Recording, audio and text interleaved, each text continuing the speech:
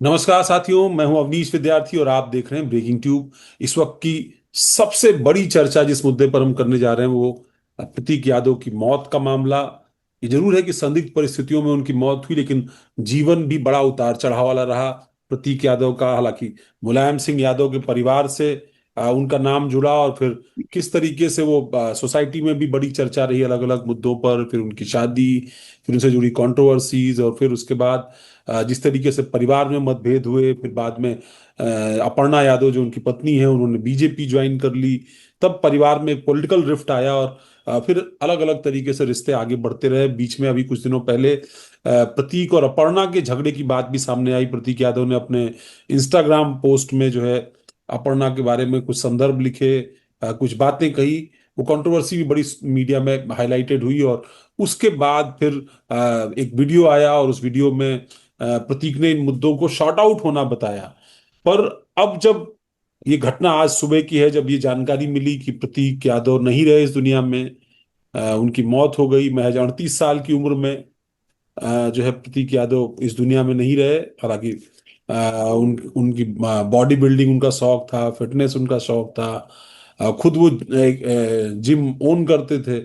इसके बावजूद इस तरीके की परिस्थितियों में उनकी मौत होना, और उस मौत के बाद बहुत तरीके के नैरेटिव सोशल मीडिया में आए। पोस्टमार्टम रिपोर्ट भी अब से थोड़ी देर पहले आई है, और फिर वहां पर उनके यहाँ जिस तरीके से जमावड़ा रहा। इन तमाम मुद्दों पर विस्तार से चर्चा करने के लिए मेरे साथ जाने माने पत्रकार हेमंत तिवारी जी। हेमंत जी, स्वागत है आपका।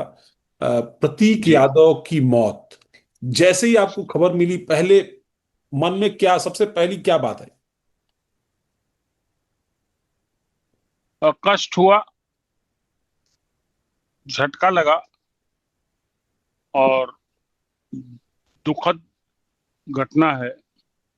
चूंकि इन दोनों परिवारों से मेरा निजी तौर पर संबंध रहा है, यानी अपर्णा के भी परिवार से और प्रतीक के भी परिवार से, तो जाहिर सी बात है, व्यक्तिगत रूप से बहुत कष्टकारी समाचार ये था। और प्रतीक की बात जहां तक है, प्रतीक का नेचर, उनका एटीट्यूड, उनके काम करने का तरीका, उनका एग्रेशन, ये सारी चीजें इस तरीके की थी जिसके नाते उनको यादव परिवार में भी लोग बहुत ज्यादा पसंद नहीं करते थे। कहा जाता है कि जो व्यक्ति अब इस धरती पे नहीं है उसके बारे में कोई ऐसी बात नहीं बोलनी चाहिए, लेकिन चूंकि अब वे एक पब्लिक फिगर थे, जिसका नतीजा है कि आज पूरे देश में आप देखिए, सभी चैनल्स पर, सभी समाचार माध्यमों पर प्रतीक यादव की खबर सबसे ज्यादा दिख रही है।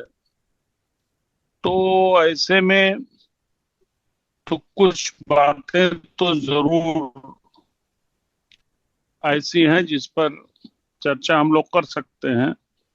फिलहाल अभी जो लेटेस्ट खबर है इस पूरे प्रकरण की, कि आज उनका पोस्टमार्टम होने के बाद बड़े बड़े पॉलिटिकल पर्सनालिटीज उनके घर पे गए। अखिलेश यादव गए, जो उनके सौतेले बड़े भाई हैं। उनकी पत्नी डिंपल यादव गई। शिवपाल यादव गए, चाचा जो उनके लगते हैं। और उसके बाद उत्तर प्रदेश के मुख्यमंत्री योगी आदित्यनाथ गए, प्रदेश भाजपा के अध्यक्ष पंकज चौधरी गए, और भी तमाम सरकार और सत्ता ही नहीं बल्कि अपोजिशन से जुड़े बड़े बड़े हैवी वेट्स वो अपना शोक व्यक्त करने उनके घर पे गए। लेकिन जैसा आपने जिक्र किया और जैसा वास्तव में हुआ है कि उनका करेक्टर, उनकी पर्सनालिटी थोड़ा सा कंट्रोवर्शियल रही है। और संजोग देखे कि उनकी मृत्यु भी कहीं न कहीं से थोड़ी कंट्रोवर्सी में जरूर रही है। हालांकि जो पोस्टमार्टम रिपोर्ट आई है, आपने देखा होगा, अब तो धीरे धीरे सार्वजनिक ही हो गई है। आ, वो उसमें मेनली पल्मोनरी एम्बोलिज्म बताया गया है, जिसका मतलब है कि खून का थक्का जम जाता है, जम गया था। लेकिन एक बड़ी हैरतनाक बात है कि पोस्टमार्टम रिपोर्ट के आखिरी बिंदुओं में दो जगह उनको चोट की भी बात अ, लिखी गई है। एक चोट तो एक दिन पहले की, एक चोट कोई है जो 7 दिन पहले की है, और शायद मैं यही सब मैं कारण मैं है। मैं सर इसको थोड़ा ब्रीफ कर देता हूँ। कुल 6 चोटों के निशान उनके शरीर पर मिले हैं। सीने पर ये 14x7 सेंटीमीटर दाहिने जो सीने के नीचे के हिस्से में उनको चोट लगी हुई है। और दाहिने बाजू यानी कांख के नीचे 19x12 सेंटीमीटर की थोड़ी बड़ी चोट है दाहिने हाथ के ऊपरी हिस्से में। और दाहिने हाथ में लंबी चोट कलाई में कोहनी तक है, वो 24x8 सेंटीमीटर है, जो मतलब शरीर में सबसे बड़ी चोट है। और इसी तरीके से दाहिने फोर आर्म पर 6x4 सेंटीमीटर, कोहनी के नीचे 15 सेंटीमीटर, दाहिनी कोहनी के पीछे 12x6 सेंटीमीटर, और बाएं हाथ की कलाई पर 3x2 सेंटीमीटर है। ये जो है वो उनको चोट लगी है। अब ये चोट मतलब ये भी हो सकता है कि भाई जब उनको अटैक आया हो उस वक्त वो गिरे हो या कुछ ऐसा रहा हो, ये सब भी संभावनाएं हैं। अब इसमें बहुत सारी चीजें हैं, चूंकि अब तो पुलिस इन्वेस्टिगेशन कर रही है, पोस्टमार्टम रिपोर्ट आ गई है, बाकी उनकी जो सैंपल्स वगैरह हैं वो आगे फर्दर इन्वेस्टिगेशन के लिए भी भेजे गए हैं। पर चूंकि जैसे हम लोग भी बात कर रहे थे कि बहुत सारी कंट्रोवर्सीज में परिवार रहा ही, और रिश्ता भी कंट्रोवर्सीज में गया, और फिर मौत भी कंट्रोवर्सी में। हाँ, बिल्कुल सही आपने कहा। और एक अभी लेटेस्ट खबर है कि कल उनका दाह संस्कार होगा 12:30 बजे, लखनऊ के पिपरा घाट श्मशान जो केंद्र है वहां। तो जो बात हम लोग कर रहे थे, देखिए कंट्रोवर्सीज तो उनके साथ लगातार जुड़ी रही। एक बहुत बड़े पॉलिटिकल हैवीवेट के बेटे थे, साधना गुप्ता उनकी मां थी। साधना गुप्ता का दूसरा विवाह वो मुलायम सिंह यादव के साथ हुआ था। साधना गुप्ता और मुलायम सिंह के विवाह को लेकर के भी बड़ी कंट्रोवर्सी रही है, क्योंकि ये बातें सार्वजनिक रूप से सबको पता है सामने ये आ बातें, चुकी हैं, सबको सबको पता पता है। है ये। मतलब उनके घर में ही बहुत बड़ा द्वंद था साधना गुप्ता को मुलायम सिंह यादव के घर में रखने को लेकर के। हम्म। हालांकि मुलायम सिंह यादव ने साधना गुप्ता से विधिवत विवाह तभी किया जब उनकी पत्नी का निधन पत्नी हो। का निधन हो गया। जी। हालांकि उसके पहले प्रतीक यादव इस धरती पर आ आ चुके। चुके थे, और बताया जाता है कि उस उनके बायोलॉजिकल फादर मुलायम सिंह जी नहीं थे, वो कोई और जी व्यक्ति थे। जी, तो वही मैं कह रहा हूं कि और जो साधना गुप्ता यानी प्रतीक यादव की मां को लेकर के परिवार में द्वंद था, उस द्वंद के केंद्र में जैसा बताया जाता है कि अखिलेश यादव सबसे प्रमुख व्यक्ति थे। अखिलेश यादव बिल्कुल नहीं चाहते थे कि इस ये विवाह हो उनका साधना गुप्ता से हो, और साधना गुप्ता आकर के उनके परिवार में उनके साथ रहें। इसमें शिवपाल सिंह यादव और मरहूम अमर सिंह, अमर से। जैसा कि बताया जाता है, इन लोगों को बड़ी भूमिका थी अखिलेश यादव को समझाने में। अखिलेश यादव समझदार व्यक्ति हैं, व्यक्तिगत तौर पे भी, सार्वजनिक जीवन में भी। और मुख्यमंत्री रहते हुए उनकी उनकी जो एक छवि, उनकी व्यक्तित्व की जो छवि सामने आई है, वो एक गंभीर व्यक्त की रही है, प्रोग्रेसिव सोच वाले हैं। और आज भी आपने देखा कि जब वो पहुंचे हैं प्रतीक यादव के घर पर, तो उन्होंने दुख जताया और यही कहा कि हम कानून के साथ हैं, कानून नहीं, और मुझे लगता है हेमंत जी, दृष्टि से। पहले पहले के विवाद चाहे जैसे भी रहे हों, पर खासतौर पर मुलायम सिंह जी के निधन के बाद अखिलेश यादव ने परिवार, जैसे पार्टी की जिम्मेदारी ओन की है, उन्होंने परिवार की भी जिम्मेदारी उसी तरीके से ओन की। और शायद यही वजह रही कि कुछ तस्वीरें हम देखते हैं जहां पर जो है, जब अस्थियों का विसर्जन हो रहा है या दूसरी अन्य जगहों पर, तो कमोबेश राजनीतिक परिवारों में अ, अगर कोई सौतेला भाई है या चचेरा भाई जिससे कंट्रोवर्सी चल रही है, तो उनको खास तौर पर वो कंट्रोवर्सी अंतिम संस्कार से ही शुरू हो जाती है उस महत्वपूर्ण व्यक्ति की। पर वहां अखिलेश बिल्कुल। यादव ने प्रतीक यादव को उसमें शामिल किया है। मैं देख रहा था साथ कुछ रखा, तस्वीरें साथ कि रखा। अस्थियों के विसर्जन में भी उनको वो हाथ लगाए हुए हैं, और भी जगहों पर हैं, या सैफई में जो पूरा शांति पाठ हुआ वहां पर भी उनकी मौजूदगी रही। और फिर एक तस्वीर आती है कुछ दिनों पहले की वीडियोज में, जो हम दर्शकों को भी दिखाएंगे, जहां पर परिवार में वंशुल यादव के यहाँ शादी रहती है, और उस शादी में भी जी। जो है, जब अपर्णा औपचारिक तौर पर बीजेपी में आ चुकी थी और यहाँ पर वो महिला आयोग की उपाध्यक्ष भी बन गई थी, तब भी वो उस कार्यक्रम में जब शामिल होने के लिए पहुंचते हैं, तो अखिलेश यादव, प्रतीक यादव आते हैं, वो उनका पैर छूते हैं और वो उनको आशीर्वाद देते हैं, हालचाल पूछते हैं। तो वो अ, मतलब औपचारिकताएं, जैसा लगता है शायद थोड़ी कड़वाहट रही हो इन रिश्तों के नाते, या जिस तरीके से उनकी माँ परिवार में आई, या जिस तरीके से वहां पर एक मतलब एक विवाद हुआ परिवार के अंदर। पर उससे इतर मुलायम सिंह जी के जाने के बाद अखिलेश यादव ने इसको संभाला। और शायद इसीलिए जब पिछले दिनों भी कंट्रोवर्सी हुई थी, जब प्रतीक ने शायद सोशल मीडिया पर पोस्ट कर दिया था अपर्णा को लेकर के, तब भी हाँ, वो अपहरणा कहते को हैं लेकर कि के गंभीर अखिलेश कंट्रोवर्सी यादव हुई ने थी। बुला करके उनको समझाया था कि अपनी चीजों को संभालने समझने की आवश्यकता है, और व्यापार में भी अगर कोई चुनौती आती है तो उसको भी फेस करने की जरूरत है। और फिर उसके बाद वो घर वापस लौटे थे, और नहीं, बाद में फिर उन्होंने सोशल मीडिया पर वीडियो डाला था कि उनका जो विवाद है वो समाप्त हो गया है। तो अखिलेश आज भी उसी भूमिका में दिखाई पड़े मुझे, कम से कम तस्वीरों में यही दिखाई पड़ा। नहीं, बिल्कुल उसी भूमिका में दिखाई पड़े। और उन्होंने कहा, तकलीफ उनको थी, अपना दुख व्यक्त किया उन्होंने। और यही नहीं, अभी थोड़े दिन पहले जब ये प्रतीक यादव गंभीर रूप से बीमार थे, तो अखिलेश यादव उनको देखने भी गए थे।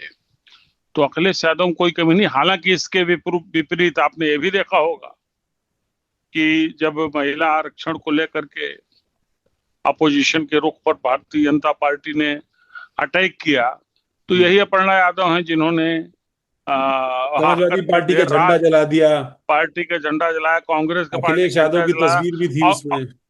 जी, अखिलेश यादव की तस्वीर भी थी। और वो जो झंडा था, वो झंडा उनके स्वर्गीय ससुर मुलायम सिंह यादव द्वारा स्थापित झंडा था।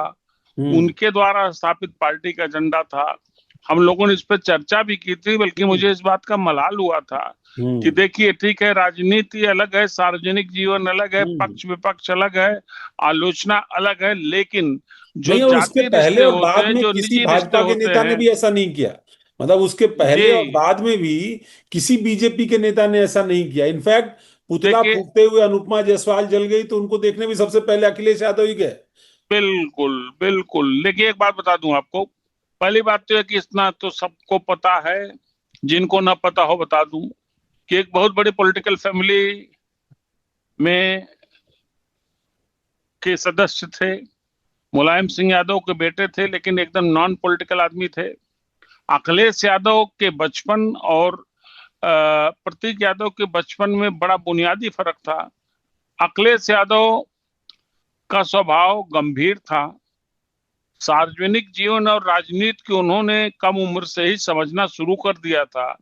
इसके विपरीत प्रतीक यादव बहुत चंचल स्वभाव के थे, जैसे आजकल के लड़के होते हैं। और वो उनका स्वभाव, भी उम्र ही क्या थी, 38 साल, वो उनका स्वभाव बदला नहीं, तो वही मुझे याद स्वभाव आता है, उनका शायद रहा। आपको भी याद होगा हेमंत जी, कि जब अखिलेश यादव नए नए मुख्यमंत्री बने थे, तो अचानक हम लोगों को एक खबर आई कि एक गाड़ी जो है वो जिसकी कीमत करीब 4-5 करोड़ रुपए बताई जाती है, लेम्बोर्गिनी की, वो गाड़ी 5 KD के रास्ते से करीब करीब 125 150 की स्पीड से गुजरी, और खूब जोर से सायरन हूटर बजाते हुए गई है।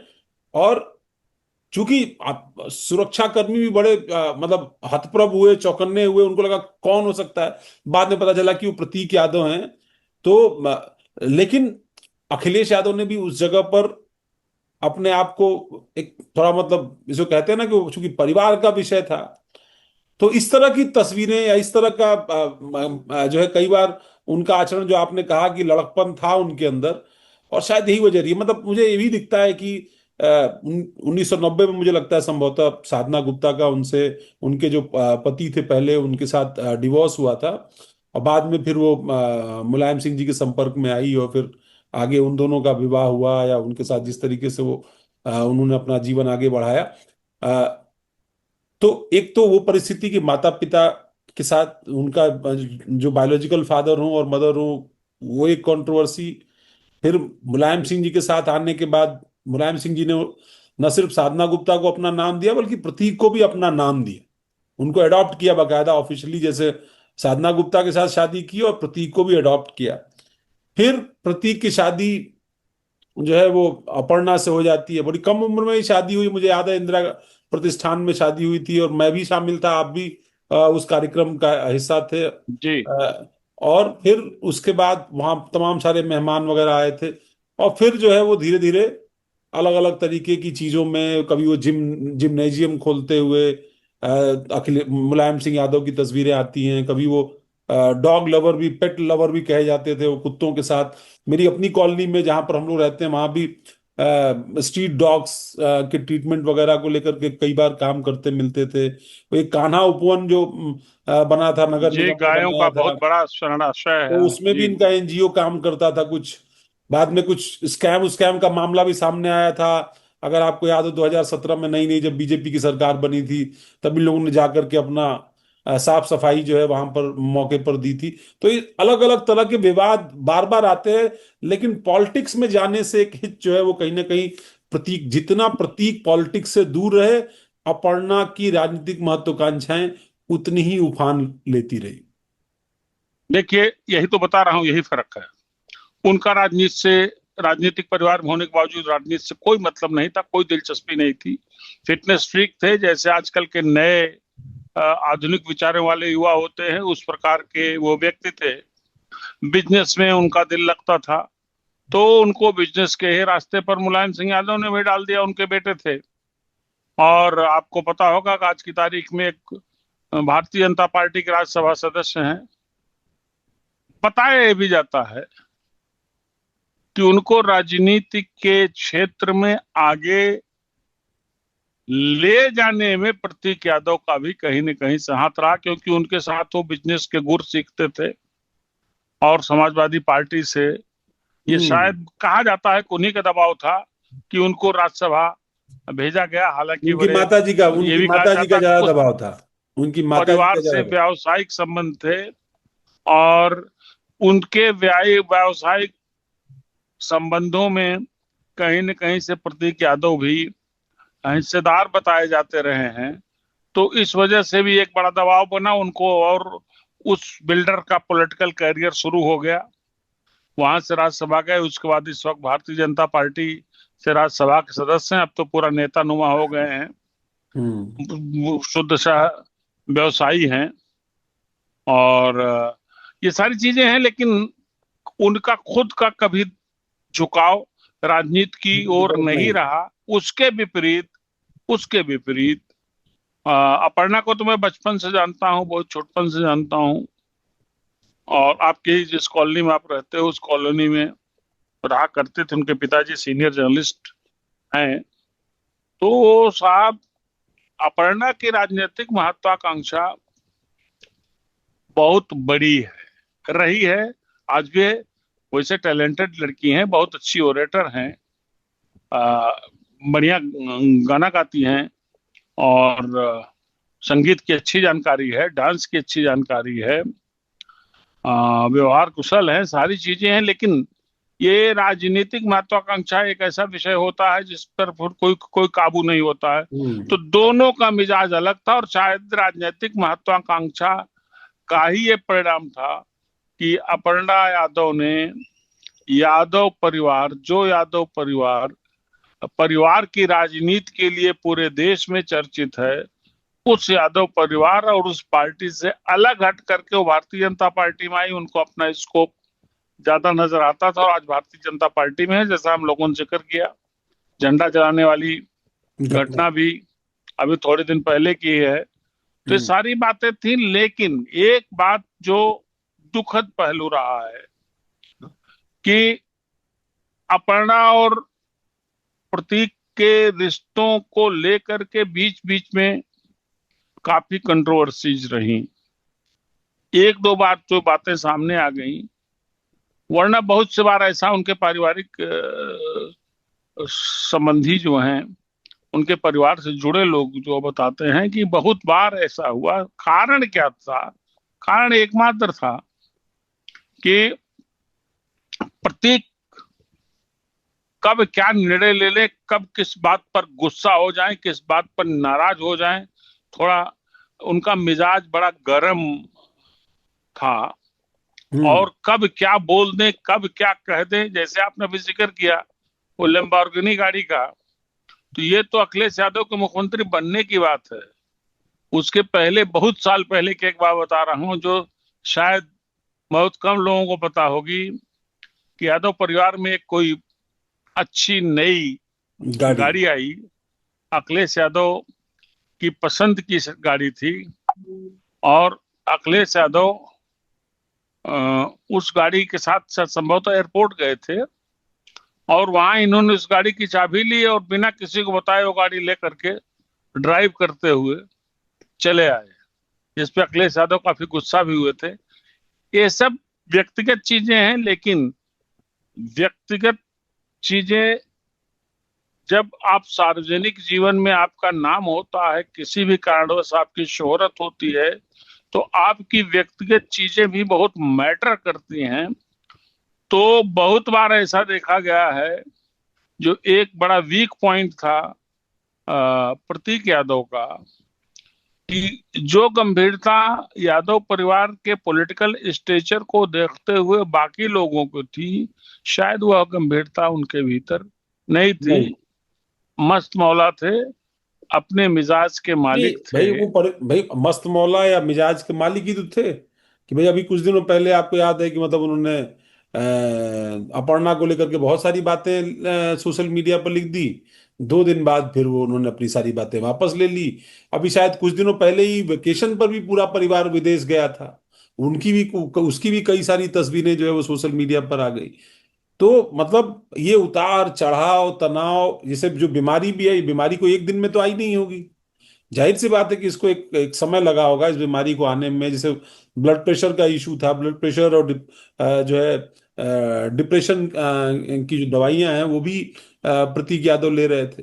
अखिलेश यादव ने अपने बयान में इशारा किया कि कारोबार में घाटे की बात भी उन्होंने कही। अब ये कई अलग अलग तरह के एंगल हैं जो इस बात की तरफ आपको ले जाते हैं कि मतलब वहां पर कई सारे बिंदु थे जो जो वो कारण बने जिनके नाते ये परिस्थितियां आई। भाई ठीक है, मतलब बहुत सारे लोगों को इस तरीके की दिक्कत होती है, और जो आदमी, जैसे उनके एक मित्र ने सोशल मीडिया में उनका बयान वायरल है कि कहा कि वो 80 किलो 90 किलो वजन उठाते थे। तो आप 80 किलो 90 किलो वेट उठाने वाला, वेट लिफ्ट करने वाला व्यक्ति, और जो फिटनेस फ्रीक हो, जो लगातार जिम अटेंड करता हो, अच्छी मतलब रूटीन डाइट्स लेता हो, उस व्यक्ति के साथ अगर गुजर जाए, तो मतलब महज उनका जो लाइमलाइट में प्रतीक की लाइफ है वो, उसका पीरियड मुझे लगता है करीब 20-22 साल का ही तो है। 14-15 साल की बिल्कुल। उम्र में वो जो है विक्रमादित्य मार्ग आए होंगे, और वहां से लेकर के उनकी अब यात्रा जो है वो विक्रमादित्य मार्ग की एक प्राइवेट हाँ, आवाज है कम वो सब समय तो। रहा, हाँ, मुझे लगता है कम बाईस साल साल रहे। 22 साल लाइमलाइट में रहने के बाद उनका जीवन खत्म हो गया। लेकिन एक बात और है, देखिए, अब आपने जिक्र किया है तो दो बातें उनकी। एक और दोस्त ने एक बात कही कि वो बिस्तर से गिर गए थे। ये जो चोटें दिख रही हैं, तो बिस्तर से या तो आदमी गिरेगा, इस पल इस साइड से गिरेगा, तो बिस्तर से गिरने के बाद तो अल्टेगा पलटेगा नहीं। ये जो चोटें जो दिख रही हैं, हम्म।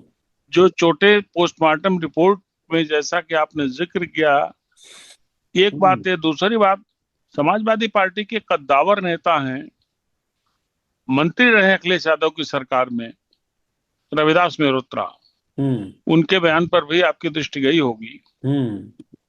अभी जो आपने कहा कि घाटे में था, कुछ और चीजें हैं, कुछ बिजनेस लॉस की बात थी, नहीं, मैं तो ये अखिलेश है यादव वो ने है। जो इशारा किया, मैं उसकी तरफ ये बात कह रहा हूँ। हाँ, तो मैं उसी दृष्टि से इसको भी जोड़ रहा हूँ कि रविदास मेहरोत्रा ने जो बात की है, उन्होंने भी इस मौत पर काफी संदेह व्यक्त किया है और कहा है कि मौत के कारणों का निष्पक्ष तरीके से पता लगाया जाना चाहिए। और बाकायदा उन्होंने समाजवादी पार्टी के एक वरिष्ठ नेता की है और स्थानीय विधायक की हैसियत से ये बात कही है। ये बात भी बड़ी गंभीर है। नहीं, और उनके अच्छे ताल्लुकात लेकिन भी रहे, अगर अगर आपको याद हो तो उनके अच्छे ताल्लुकात भी रहे। मतलब अगर जैसे एक दौर में तो परिवार और पार्टी में भी अलग अलग लोगों से जुड़े हुए लोग पार्टी में आगे बढ़ते थे ना, तो रविदास मल्होत्रा के तो अच्छे ताल्लुकात भी रहे प्रतीक की माता जी से। उस एंगल से अगर शिवपाल यादव से एक दौर में तो अच्छे ही ताल्लुकात रहे। हाँ, इसमें कोई शक नहीं। तो ये सारी बातें हैं जो थोड़ा सा चीजों को विवादित बनाती हैं। नहीं, और फिर लेकिन इतने बड़े भाई, पिता ने उनको गोद लिया था, उनके पुत्र, उनका पिता के तौर पर मुलायम सिंह जी का नाम है। योगी जी की गवर्नमेंट है, उनकी गवर्नमेंट में अपर्णा महिला आयोग में वाइस चेयरमैन है।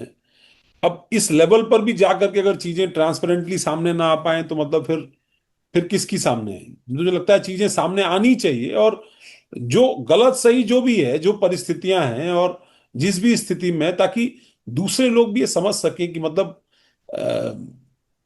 कई बार बुलंदी सब कुछ नहीं आपके साथ लेके आती। आपके पास संपत्ति नहीं, कितनी भी हो, आपका नाम कितना भी हो, कितना भी बड़ा खानदान आपका हो, लेकिन लेकिन एक बात तो ये भी है लेकिन कि एक अगर थप्पा आपका, जो है वो आपका जीवन लेके चला जाता है। बिल्कुल बिल्कुल सही कहा आपने। पर ऐसा है कि जब नाम होता है, जब शोहरत होती है, जब आप बड़े खानदान से जुड़े हुए होते हैं, तो ऐसी घटनाओं के समय पूरे देश में एक नहीं, ऐसी दर्जनों घटनाएं हुई होंगी जो बड़े रसूखदार पॉलिटिकल फैमिली से जुड़ी होंगी, मुख्यमंत्रियों या केंद्रीय मंत्रियों या और जगहों से जुड़ी होंगी। अब जुड़ी तो मृत्यु पर तो बड़ी बातें होती हैं कि जमाना पहले जब संजय गांधी का निधन हो गया था, इंदिरा गांधी के सुपुत्र थे, एक तरीके से पूरा देश चलाते थे, तो भी तमाम कंट्रोवर्सीज हुई थी, तमाम सवाल उठे थे। उनकी मौत के रहस्य से पर्दा उठाने की मांग उठी थी। उसके तमाम पॉलिटिकल भी निहितार्थ निकाले जाने लगे थे। हम्म। तो जब आप बड़े खानदान से होते हैं, बड़े रसूखदार परिवार से होते हैं, तो इस तरह की बातें होती हैं। और शायद यही वजह हम्म। है कि हम और आप इस विषय पे चर्चा कर रहे हैं, जबकि मैं ठीक अपनी बात। बात एक स्पष्ट कर दूं हम्म। कि मैं, चूंकि उन परिवारों को अच्छे से जानता हूँ, खास तौर से अपर्णा को तो बहुत अच्छे से जानता हूँ। बहुत टैलेंटेड लेडी हैं और इस वक्त उनके सामने बहुत बड़ा संकट है। जीवन में इससे बड़ा कोई कष्ट नहीं होता है, ठीक बात है। एक से बड़ा कष्ट कोई नहीं होता है। माँ बाप चला जाए तो चलिए ठीक है, एक बार आदमी कहता है कि ये तो होनी हाँ। के कारण है, ये होनी होनी थी, हो गई। लेकिन जब आपका पति गुजर जाता है, आपके सामने पहाड़ सी जिंदगी होती है, आपके सामने बड़े चैलेंजेस होते और दो हैं। मासूम दो बच्चे हैं, दो छोटी बच्चियां छोटी हैं छोटी। बेटियां हैं, दो छोटी छोटी बेटियां हैं, तो उनका भविष्य, खुद अपर्णा का भविष्य, ये सारे प्रश्न हैं जो किसी को भी मर्माहत कर सकते हैं। हम्म। तो मैं तो भाई प्रभु से यही प्रार्थना करूंगा, इस महिला को वो शक्ति दें ताकि जो भी परिस्थिति है उससे लड़ने में वो सक्षम रहें। ठीक बात। और जो घटना हो गई वो तो हो गई। अगर ठीक बात। कुछ गलत होगा या रहस्यमय होगा तो जाहिर सी बात है, हाई प्रोफाइल मामला है, दोनों पक्षों से, सत्ता पक्ष से भी विपक्ष से भी, उत्तर प्रदेश में कम से कम। और यही वजह है कि सत्ता पक्ष विपक्ष से जुड़े जो पारिवारिक लोग थे या जिनका लगाव था, वो सब लोग वहां मौजूद थे। और अभी आप कल देखिएगा, 12:30 बजे उनका दाह संस्कार है पिपरा घाट पे। तो वहां भी बहुत से लोग जाएंगे, बड़े हम्म। फॉलोअर्स रहे हैं उस परिवार के और हम्म। मुलायम सिंह यादव के परिवार के, तो वो हम्म। सब रहेंगे। और अगर कुछ ऐसा होगा तो पोस्टमार्टम तो ऑलरेडी हुआ है, उससे ज्यादा कोई विधान है नहीं हम्म। लीगल तौर पर। तो और कुछ जैसे बताया जा रहा है कि विसरा और कुछ हार्ट शायद उनका सुरक्षित रखा गया है, उसकी भी हम्म। जांच होगी। तो अगर कुछ ऐसा होगा तो सामने आ जाएगा। लेकिन एक चिंताजनक बात यह है कि अगर कोई ऐसी परिस्थिति जिसमें उनको व्यवसाय में बड़ा घाटा लगा हो, या किसी पार्टनर ने उनके साथ धोखा किया हो, कुछ और भी चर्चाएं ऐसी चल रही थी कि शायद किसी ने उन पे बड़ा दबाव बनाया, रंगदारी वसूलने का, बकाया वसूलने के, सारी परिस्थितियां अगर होंगी तो पुलिस जांच में सब सामने आ जाएगा। लेकिन कुल मिलाकर के बहुत दुर्भाग्यपूर्ण घटना ये हुई है। ठीक और बात। इस उम्र में ये कोई जाने की उम्र तो होती ही नहीं, 38 साल बिल्कुल। क्या उम्र है साहब। बिल्कुल ठीक बात। तो बड़ा दुखद है जी। नहीं ठीक है, मतलब मैं यही बात कह रहा था कि मतलब बहुत कम उम्र रही प्रतीक यादव की। ठीक है कि वो परिवार उनका बड़ा था, उनका बैकग्राउंड बड़ा था, मुलायम सिंह की लेगेसी उनके साथ जुड़ गई थी, और इस रूप में वो आगे बढ़ रहे थे। लेकिन बहुत जल्दी उनका जो जीवन लीला है वो उसको विराम ईश्वर ने जो है वो दे दिया। और फिलहाल हम मेरी तरफ से भी ढेर सारी संवेदनाएं उनके परिवार को। और हम इसलिए ये डिस्कशन कर रहे हैं ताकि वो चीजें बाहर आए, जो जो तमाम सारे संदर्भ कहानियां सोशल मीडिया पर चल रही है, स्पष्ट जानकारी लोगों को मिले, और लोग बाग इस चीज को समझ सकें कि दरअसल हुआ क्या है, होने वाला क्या है, और आगे किस तरीके से चीजें इसको लेकर के आगे बढ़ेंगी। बहुत बहुत धन्यवाद हेमंत जी, इस चर्चा में जुड़ने के लिए, समय देने बहुत के लिए, और शुक्रिया। खासतौर पर इस जो मौत की मिस्ट्री है इसको सुलझाने के लिए बहुत बहुत धन्यवाद। नमस्कार।